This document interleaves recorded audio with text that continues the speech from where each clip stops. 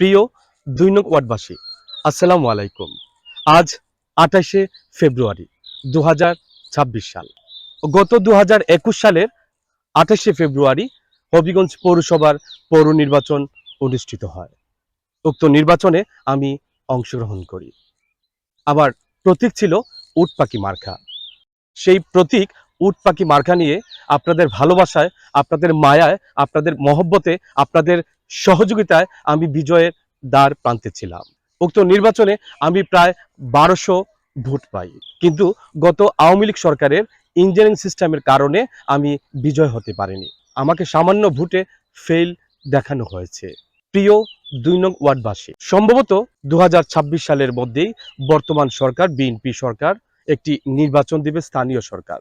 সেই স্থানীয় সরকার নির্বাচন, হবিগঞ্জ পৌরসভার নির্বাচনে আমি আবারও অংশগ্রহণ করব।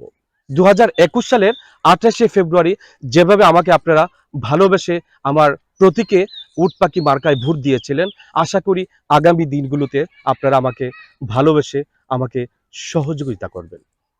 আগামী নির্বাচন যেন হয় সুষ্ঠু, সেটাই আশা করি। আশা করি আপনাদের ভালোবাসায় আমি আগামীতে জয়লাভ করতে পারবো। যদিও আমি সামান্য ভোটে আওয়ামী লীগ সরকার আমলে তারা আমাকে ফেল দেখিয়েছে, আশা করি আগামীতে সেরকম কিছু করতে পারবে না।